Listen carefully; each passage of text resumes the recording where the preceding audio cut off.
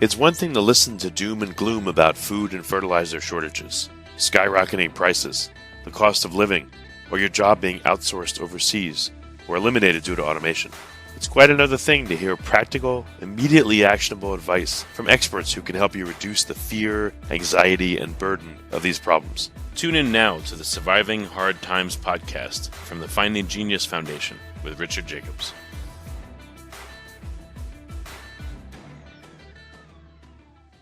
Hello, this is Richard Jacobs with the Surviving Hard Times podcast, sponsored by the Finding Genius Foundation. My guest today is Gary Dickenson. We're going to talk about homesteading and greenhouses. His channel on YouTube is called Baltic Homesteaders, Baltic. Him and his partner Gita and their daughter, in 2018, they left the UK and moved to Gita's family home in the middle of North Latvia to start managing a small homestead. So we're going to hear about that story and what else he does. So, Gary, thank you so much for coming. No, thanks, Richard, for inviting me on the show. So for people that don't know, what does it mean to be a homesteader? What does that decision mean, and what happens when you are one? Well, homestead is quite an American term, really, but in the UK we call it smallholding. So really, it's owning your own land and living off it as sustainably as possible, I would say, and become, I guess, more acute in this age. Okay, yeah, I just wanted to get a definition of the term. So in the UK and Europe, they call it small holding. Yeah. Okay. Well, tell me a bit about your story. I just gave a very brief sketch, but you know your story much better. How did you get into this? Yeah. So basically, I mean, homesteading is something that people seem to choose, but in our case, it chose us. We were living our lives over in the UK, and suddenly, Gita came over to visit her parents. And as we often do or did, and while she was here, her father had quite a bad fall, and she needed to hang around in fact, he wasn't thought that he would survive surgery. So he did, and he kept living, and the care provision came more. And then after, cutting a long story short, after 8 months of us being separated, me being in the UK and Gita being over here with our daughter, who then was at kindergarten age, we decided to pack up and move out, as it were, and come over here and start this living in the absolute middle of nowhere countryside. We've got 55 acres, which is, I think, about 130 acres. Most of it is our forest that we manage, and then we've got about 6 acres that is what we would call traditional homestead land. We can do with it what we like. Do you have a total of 130 acres or 55 acres? Yeah, 55 hectares, which is about 130 acres, yeah. Well, that's pretty substantial. Wow. So on the property, do you have multiple different areas for different things going on, for livestock and for orchards and things like that? Or what are the main features on your property? Yeah, so the vast majority of it is managed forest. I mean, timber wood is Latvia's greatest export, and it all comes from, a lot of it from privately owned managed forests, predominantly spruce trees and silver birch. So we cycle that, and some of it we harvest during our lifetime, and some we will plant, and our daughter will harvest or her children. So, and then we have about 6 acres to ourselves, which we can do as we please, and slowly we're building that up. And we have some outhouses here. We have a couple of barns, animal barn, and we have a few other small buildings as well. I mean, a lot of it is, we'd encouraged my in-laws, Gita's parents, to kind of calm down a bit as they're getting older. And now we've turned up and we want to kind of open the tap again and ramp things back up. So, we're building on the existing orchard. We've developed this large no-dig market garden style garden, which has consumed a lot of my time. And that's now paying dividends in terms of the food that we get out of it. If you could tell me about the forest management. So is there anything involved in that? And how do you provide lumber? Well, yeah, I mean, there's obviously a life cycle of each, depending on the tree, between 70 and 90 years. And so we are harvesting now what Gita's grandfather would have planted. And then we'll have that surveyed by someone that we have a consultant that we use. He'll do the survey, provide the paperwork, and then we put that out to tender. And then a forestry companies will bid for that wood, and they will then come and do the work. And then we will be responsible for replanting those trees within the next 3 years, sometimes 5 years, depending on what it is. That's kind of the cycle. Well, if the trees, when would they be harvested normally? Do you have to wait 70 to 80 years to harvest some of them, or at the moment they become quote unquote big enough, you could harvest and replant? Yeah, I mean, this is why I was a bit hesitant about the age, because it really is, some of it is to do with the girth of the tree, but it's just a growth estimate of how long those trees will come till maturity. You can register now areas as what's called plantations, and you can then have those harvested a lot earlier. I mean, for lumber, you really need those big trees, which are those 70, 80, 90-year-old trees. But also here, what's really big is fuel pellets, wood chips, and for the fuel industry, and predominantly domestic, but also commercial. So they will take every single part, every branch, everything. They're not just interested in the center trunks. That they take everything, and every single bit is used. Nothing is like in the States. I think you have something called chip drop, where someone will bring around chip that are from trees that are not wanted. That would never happen here, because every single bit is used. Okay, I understand. So if you harvest properly, you're not going to deplete the forest, and it'll regrow enough where it'll be okay to continue for future wood.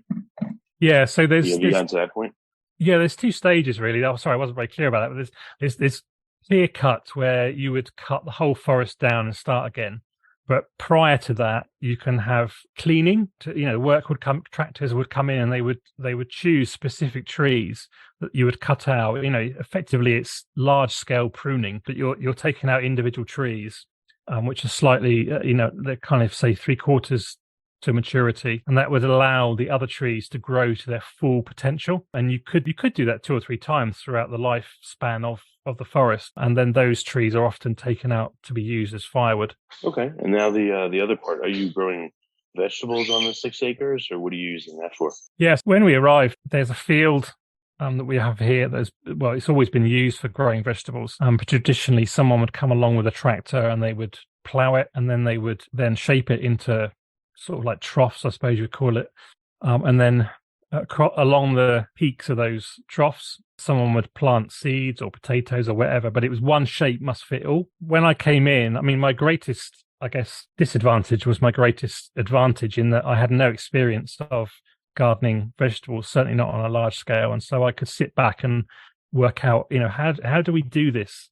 I want the greatest output with the smallest input, as it were. So how do I maximize the efficiency of the way that we grow vegetables? And did a lot of research and looked into this market garden style, which effectively you have multiples of a standard sized bed. I mean, in our case, it's 1 meter wide by 10 meters long. And then because everything's standardized, you can then standardize your tools and your working practices. And all you're doing is slightly changing the spacing of the vegetables on each bed. But effectively, the tools are all the same. And I've built all my own tools to work to that exact same size. And it means that I can weed, sow and plant and harvest really, really easy, all by hand. No, don't use any petrocarbons or anything for doing the work. There's no tilling involved. We're using a no-till or no-dig methodology. So there's lots of compost inputs and things like that. Very healthy soil, good nutritious vegetables, and sort of minimum, I'm doing the bare minimum that I have to be able to stop the weeds and to have the great vegetables and the great harvest. So you would say you're doing regenerative agriculture? Is that the summary term for what you're doing? Or what would you call it?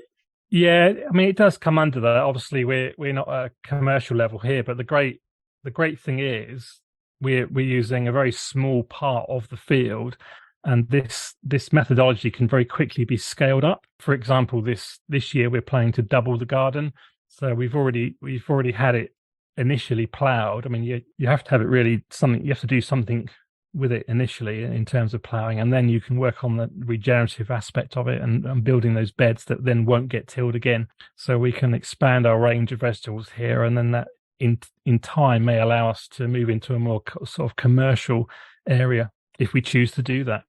Okay. Well, what are some of the challenges you've had in trying to implement this regenerative agriculture versus traditional? A lot of naysayers, a lot of negativity. Kind of, this is the way we've always done it. Why would you do that? Why aren't you plowing the land? Land has to be plowed when clearly it doesn't. So making this kind of model work in our very cold, harsh climate has also been challenging. For example, funny enough, a memory came up today on my social media that showed me 3 years ago I was building, when we first built the garden, I was building the beds, and if I look out the window now, it's under a foot of snow, and tonight was minus 22 degrees centigrade. Oh man, so, that's crazy. Pretty harsh. What do you use for season extenders, and how long can you grow, and what can you grow? So outdoors, we're very much governed by the weather. We've managed to extend a little bit the season. I mean, one of the other troubles here is wildlife. We are in the middle of nowhere, and we do have to. One simple season extender is simply stopping the wildlife coming into the garden by fencing it off. So that would allow you to grow more into the autumn. In terms of indoor growing, we bought another greenhouse when we got here, a polycarbonate greenhouse, which is a step up from a polythene greenhouse. That's allowed us to extend. Also, investing in grow lights allows us to grow the starts a lot earlier. So, now I've got, even though I can't do anything outdoors at the moment, indoors under my lights, I've got onions, and I've got, which for later on, but the first sort of greens, I've got all the salads now have all germinated, and they'll all be growing ready to plant out into that polycarbonate greenhouse, which has always been used up until now for tomatoes only during the summer. But I will get a first succession in of greens, you kind of salad greens, your pak choys, Asian greens, those kind of things, and then get the tomatoes in, and then try and get a third succession in there as we go into winter. And in fact, the problem is light. It's not. We've run out of light too quick because of where we are in Northern Hemisphere, 58 degrees north.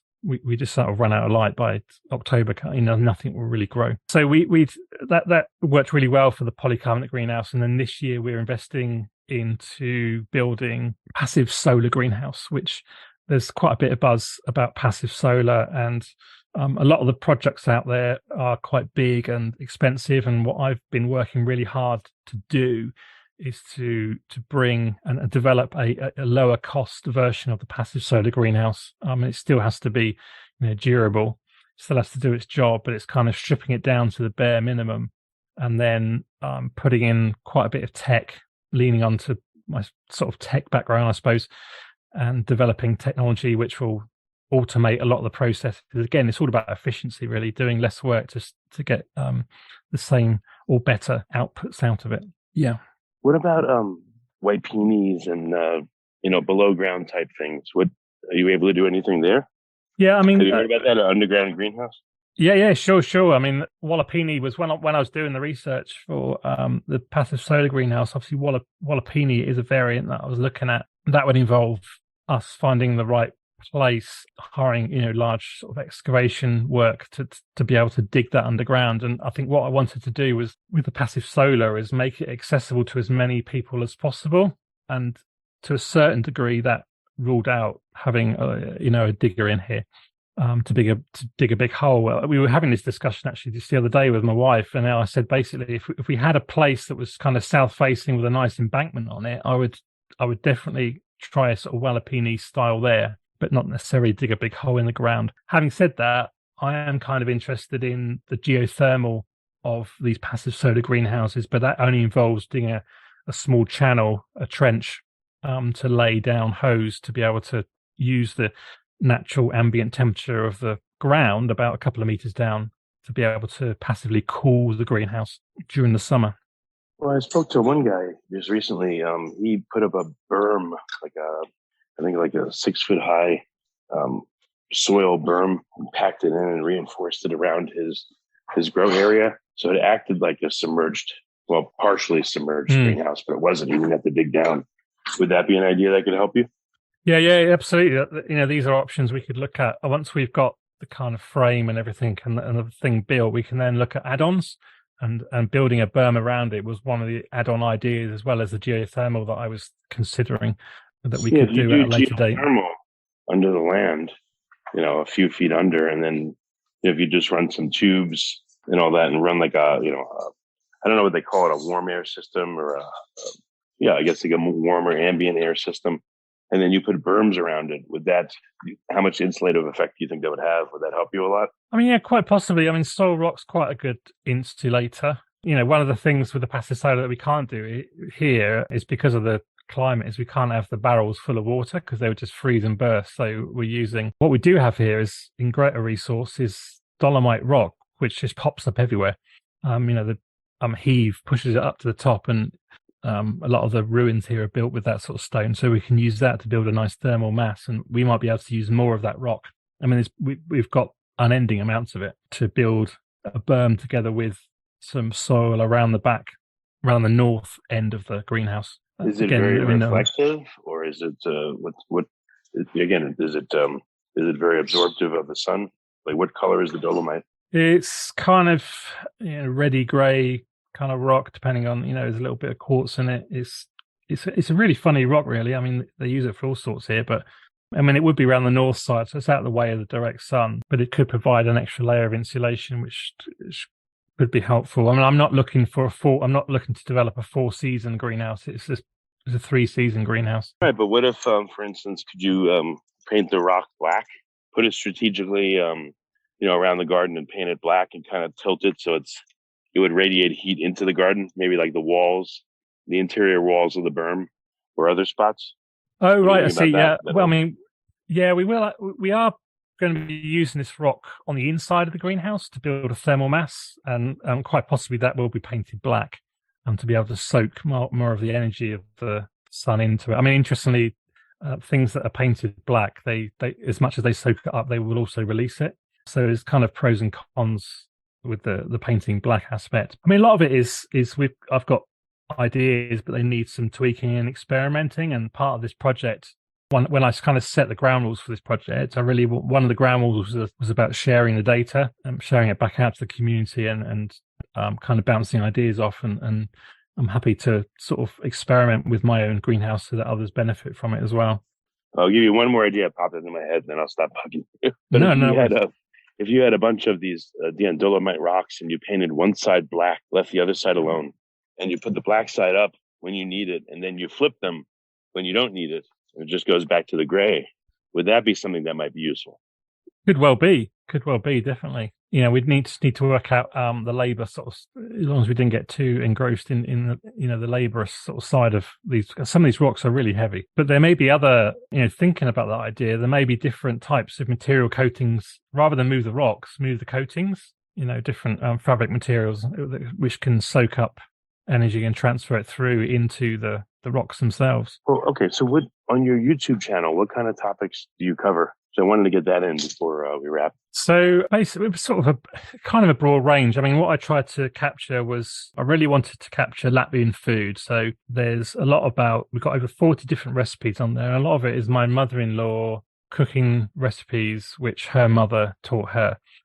So there's a lot of canned goods, jarred goods over here, preserved down in the basement. There's a lot of barbecue grilling type stuff that goes on here, lots of smoking. So there's that food aspect of it. There's the gardening aspect, covering the no-dig garden and what we're doing here, really. There's the cultural aspect of the things that go on in Latvia. Obviously, the pandemic put pay to a lot of that in the last 2 or 3 years, me traveling around and capturing that kind of stuff. Latvia's got a fantastic cultural heritage, particularly with national dance.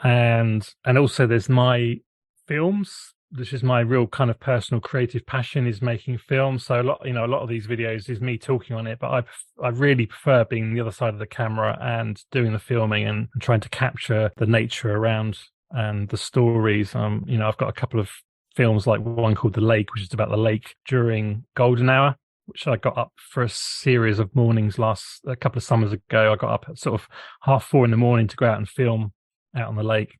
Oh, wow. And there's one called Malka. Do you do a lot of time-lapse stuff? It sounds like you do nature type videos. So is there a lot of time-lapse involved?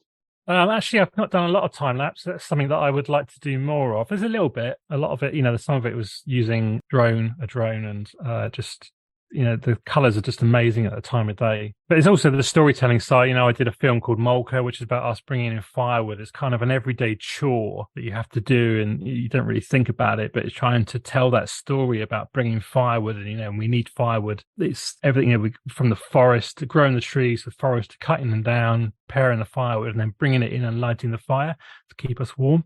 I tried to capture that story in a kind of 10-minute video. So it's that kind of side of it as well. Well, very good, Gary. So your channel on YouTube is called Baltic Homesteaders, Baltic. Where else, or is that the one best place for people to find out more about your activities and follow you and see what you do and learn about your films? Yeah, very much so. I mean, we do have an Instagram account as well with the same name, which we tend to post, maybe slightly different stuff on there. But yeah, really, the longer form videos on the YouTube channel is the best place to find out what we're doing and keep up with what we're doing as well. Okay. Well, excellent. Well, thanks so much for coming on the podcast. I really appreciate you doing that. And it must be, late evening on a Friday here. We're doing it. And I'm in the middle of the afternoon, but you're probably, 9, 10 o'clock at night. So thank you so much for doing this. No, you're very welcome. You're 10 o'clock here. Absolutely my pleasure. It's been lovely to speak to you, Richard.